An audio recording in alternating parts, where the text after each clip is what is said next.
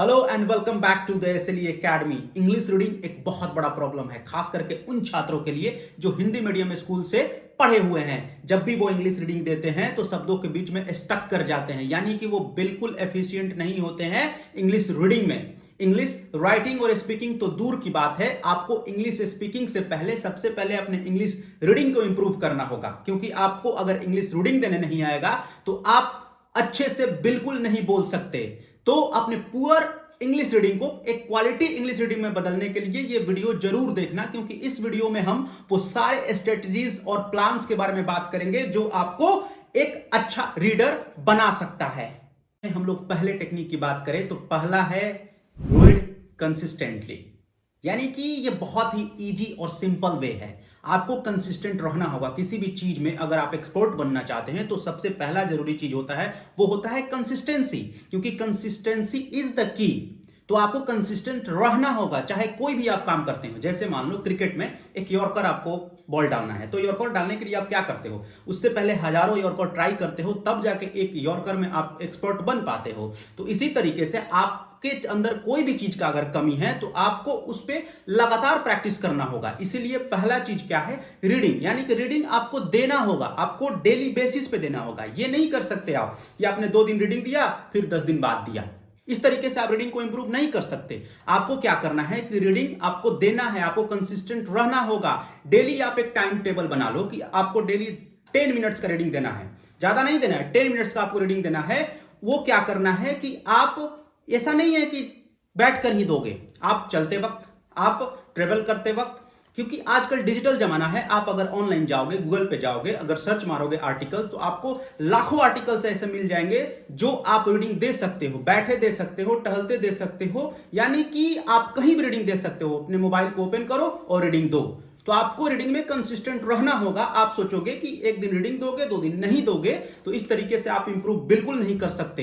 तो पहला याद रखना कि आपको कंसिस्टेंट रहना होगा, आपको डेली बेसिस पे रीडिंग देना होगा। इसी से जुड़ा हुआ दूसरा आता है, आपके दिमाग में सवाल ये चल रहा होगा कि आखिर रीडिंग देना है तो रीडिंग दें क्या, आखिर क्या पढ़ें। ये सवाल जरूर आता है हर स्टूडेंट के दिमाग में।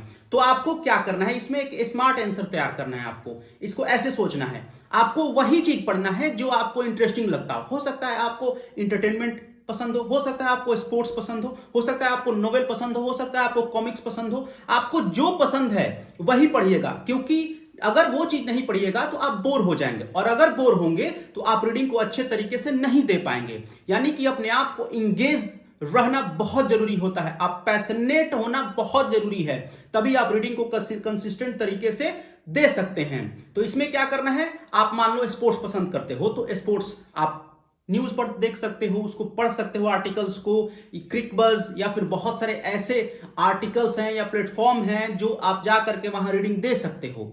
तो आप, जरूरी नहीं कि ये एक प्रोफिशिएंट रीडर बनने के लिए आप हायर लेवल पे रीडिंग दोगे, ऐसा नहीं है। आपको क्या करना है, अपने लेवल से स्टार्ट करना है। अब आपने लेवल क्या है, जैसे मान लो आप 0 लेवल का रीडर हो तो आप क्या करोगे, उसी एंगल का, उसी लेवल का आप बुक लोगे। आपका लेवल 0 है और आप हाई लेवल का अगर रीडिंग देने जाओगे तो आप क्या होगे, अपने आप से बोर हो जाओगे, बार बार गलतियां करोगे, ज्यादा गलती होगा तो बोर होकर के वो रीडिंग छोड़ दोगे। तो आपको अपने लेवल के अनुसार एक बुक को डिसाइड करना होगा, या फिर मैगजीन डिसाइड करना होगा, या फिर आप न्यूज़पेपर ले लो, या फिर कुछ भी करो, मोबाइल में आर्टिकल्स पढ़ो, लेकिन आप जो पसंद करते हो वो पढ़ो। तीसरा अगर टेक्निक की बात करें तो तीसरा टेक्निक है read again the same. Read again the same से मतलब है कि आपने जो पहले पढ़ा, मान लो एक बुक लिया आपने, उसको पढ़ लिया तो इसका मतलब ये नहीं कि उसको आप भूल जाना है, उसको फिर से पढ़ना है।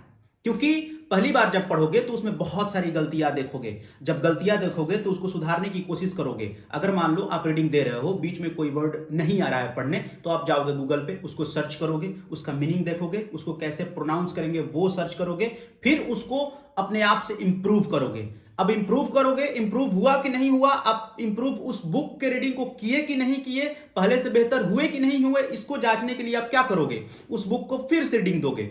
ये बात ध्यान देना, जिस बुक को आपने एक बार रीडिंग दिया उसको 2 बार या 3rd टाइम भी दे सकते हो। ठीक है, ये क्या है तरीका अपने आप को टेस्ट करने का भी और अपने रीडिंग को देखने का कि आप क्या इंप्रूव कर रहे हो या नहीं। ये टेक्निक से आप क्या करोगे, इंप्रूवमेंट को नोट डाउन करोगे और प्लस जो जो वर्ड बहुत ज्यादा अगर डिफिकल्ट हैं तो उनको फिर दोबारा अगर रीडिंग दोगे तो इंप्रूव कर सकते हो। तो आपको तीसरा टेक्निक में read again the same technique अपनाना होगा, यानी कि फिर से बुक को 2 बार या 3 बार पढ़ना होगा। Number 4, read as much as possible.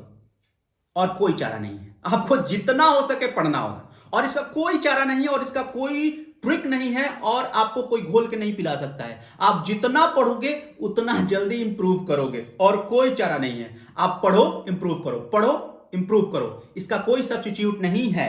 तो आपको क्या करना है, read as much as you can. आप बहुत ज्यादा पढ़ो, बहुत ज्यादा पढ़ोगे तो जल्दी इंप्रूव करोगे। और इसी के साथ जुड़ा हुआ 5वां टर्म आ जाता है कि बी पेशेंट। बी पेशेंट का मतलब क्या है, धीरज रखो। ऐसा नहीं है कि एक दिन आप रीडिंग दिया और सोचोगे कि मैंने एक्सपर्ट बन गया, मुझे रीडिंग बहुत अच्छे से आ गया। ऐसा नहीं होता है। आपको एक्सपर्ट बनने के लिए लगातार कोशिश करनी पड़ती है, तब जाके कहीं आप एक्सपर्ट तो नहीं, यानी कि कुछ हद तक बन पाते हो। तो आपको क्या करना होगा, पेशेंस रखना होगा। आप रीड करो रीड करो रीड करो, उस दौरान क्या करना है, वर्ड को देखो कैसे उसको प्रोनाउंस करेंगे, प्रोनाउंसिएशन क्या होगा, और इस तरीके से हर एक वर्ड को इंप्रूव कर सकते हो और अपने रीडिंग को बहुत बेहतर कर सकते हो। तो यानी कि चौथा आपको क्या करना है कि read as much as possible, और उसके बाद में इसी से जुड़ा 5वां टेक्निक है कि रीडिंग के साथ में आपको पेशेंस रखना होगा। तो चलिए एक बार रिकॉल करते हैं कि हमने इस वीडियो में क्या सीखा। पहला, रीड कंसिस्टेंटली, यानी कि आपको हर रोज पढ़ना है। आप ऐसा नहीं कर सकते कि 2 दिन पढ़े और 20 दिन नहीं पढ़े, इस तरीके से इंप्रूव नहीं कर सकते, आपको हर दिन पढ़ना होगा। दूसरा, रीड अगेन द सेम। याद रखना, इस बात को ध्यान रखना, पहली बार रीड किया उसको दोबारा पढ़ना बहुत जरूरी बन जाता है, क्योंकि पहली बार में जो चीजें नहीं आई होंगी आपको पढ़ने, जो वर्ड्स नहीं आए होंगे पढ़ने, उसको दोबारा रिकॉल करोगे और तब अपने आप को इंप्रूव करोगे। तीसरा, read as much as possible, यानी कि आप जितना पढ़ सकते हो पढ़ो, 10 मिनट 20 मिनट 1 घंटा 2 घंटा जितना पढ़ सकते हो पढ़ो। और क्या करना है, चौथा में क्या करना है, रीड एट योर लेवल, यानी कि अपने लेवल के अनुसार पढ़ो, जो चीज आपको पसंद हो वो पढ़ो, तभी आप इंगेजिंग तरीके से पढ़ सकते हो। और 5वां लास्ट है, बी पेशेंट विथ रीडिंग, और अपने आप को क्या करो, धीरज रखो कि धीरे धीरे हम रीडिंग को इंप्रूव कर लेंगे, क्योंकि चुटकियों में ये नहीं हो सकता।